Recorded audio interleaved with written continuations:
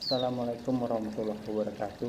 Bertemu lagi dengan saya Muhammad Tauhid, mahasiswa S2 Ilmu Lingkungan untuk program studi Perencanaan dan Pengembangan Wilayah Universitas Mula Warman Kota Samarinda, Provinsi Kalimantan Timur.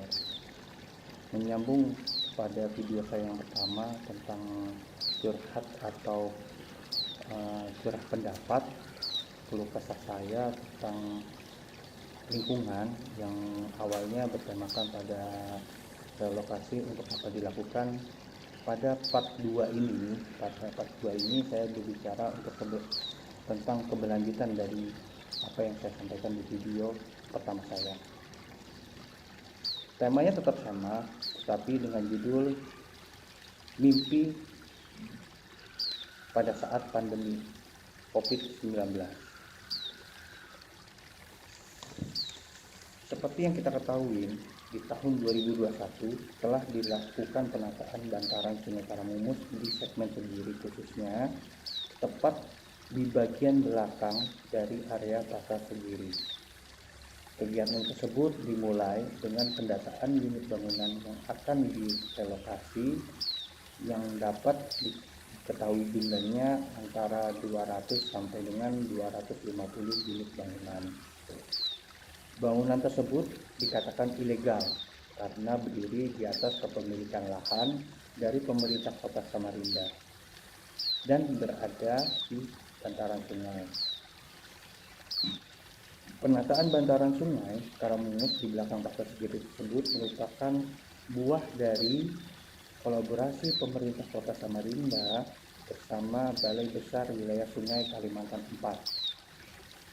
Rencananya, wilayah bantaran sungai tersebut akan dibuat ruang terbuka hijau guna mewujudkan lingkungan yang berkelanjutan. Untuk sementara ini, update-nya, permasalahan lingkungan di wilayah tersebut dapat dikatakan telah teratasi. Tetapi, bagaimana nasib dari masyarakat yang semula bermukim di wilayah ilegal tersebut? Mereka memang bersalah, telah menempati lahan yang bukan kepemilikan mereka. Namun mereka juga merupakan subjek yang perlu dipikirkan keberlanjutan hidupnya. Menindaklanjuti itu saya teringat ada di dalam agama Islam itu ada hablum minallah, dan hablum minannas. Mungkin menarik di sini saya membahasnya adalah hablum minannasnya. Didasarkan juga pada Undang-Undang 1945 pasal 27 ayat 2 yang berbunyi tiap warga negara berhak atas pekerjaan dan penghidupan yang layak bagi kemanusiaan. Nah, di sini kita bisa dapat garis tebal atau di highlight ya. Penghidupan yang layak bagi kemanusiaan. Jadi notabene kalau ditarik garis lurus, masyarakat yang tinggal bermukim di wilayah ilegal tersebut memang pada akhirnya harus dipastikan untuk mendapat penghidupan yang layak supaya bagi kemanusiaannya. Mereka juga bagian dari masyarakat yang perlu diperhatikan. Untuk masalah warga terdampak ini, alangkah baiknya menurut saya pemerintah Kota Samarinda hadir untuk memfasilitasi kehidupan yang layaknya. Yang terjadi sementara ini kalau dikatakan tidak baik dan tidak terlalu baik dan juga tidak terlalu buruk, karena pemerintah kota bergerak sesuai dengan aturan yang ada. Warga terdampak pembangunan ini hanya diberikan santunan yang diterapkan dalam Permen atau Peraturan Menteri Dalam Negeri Nomor 117 Tahun 2018.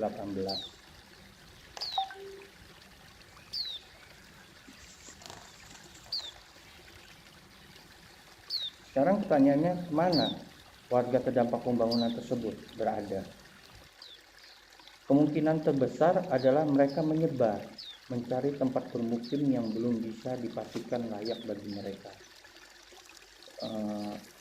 Boleh dikatakan memang mereka bermukim di bantaran sungai tersebut bisa dikatakan belum layak ya. Tetapi ketika mereka direlokasi, hendaklah mereka mendapat penghidupan yang lebih layak lagi untuk keberlangsungan hidupnya.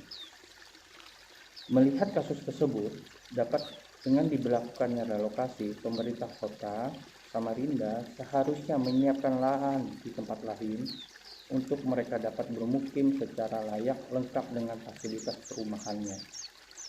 Metode yang terbaiknya adalah warga terdampak dapat membeli atau menyewa rumah tersebut yang sesuai disarankan mekanismenya oleh aturan yang ada.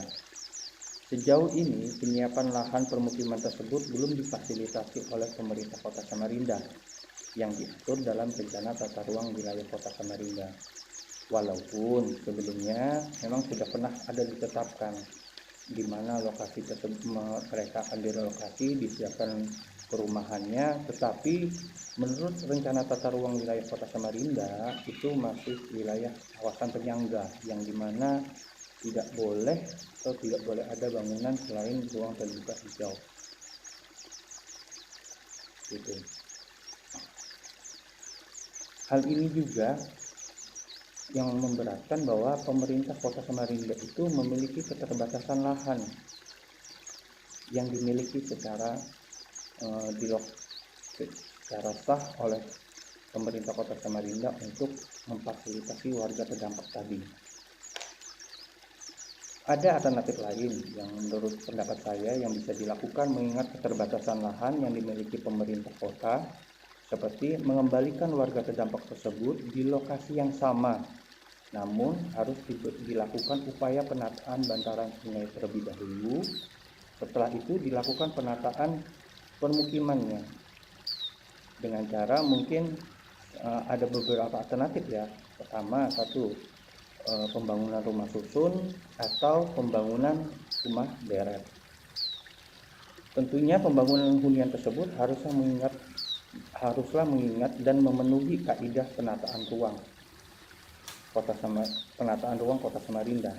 Mekanisme pembangunan rumah susun atau rumah deret tersebut, pemerintah Kota Samarinda haruslah melakukan kolaborasi kembali dengan pemerintah pusat atau swasta ataupun dari donor.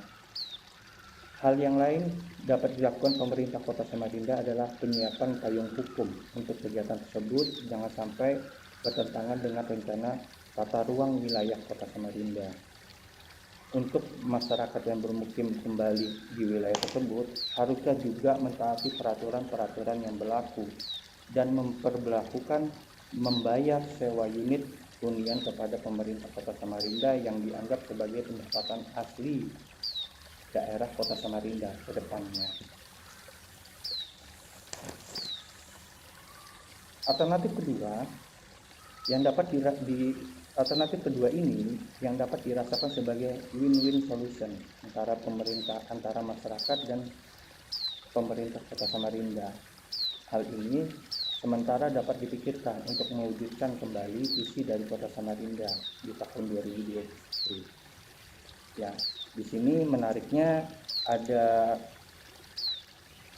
adanya hadir pemerintah Kota Samarinda untuk memastikan keberlanjutan hidup masyarakatnya yang layak, dan juga diperlukan masyarakatnya paham dan mau untuk bekerja sama dengan pemerintah Kota Samarinda sendiri.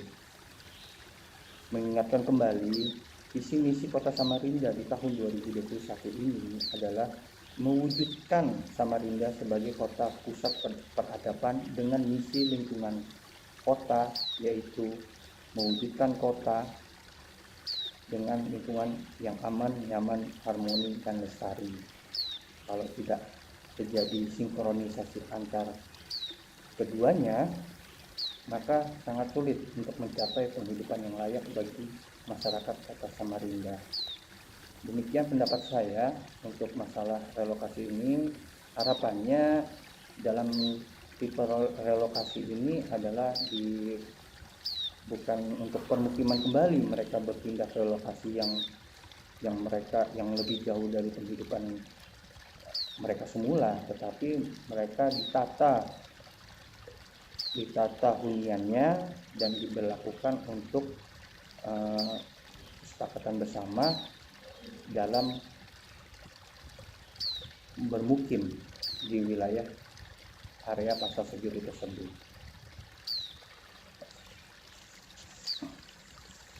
Akhir kata, demikian keresahan dan pendapat pribadi saya yang dapat saya sampaikan.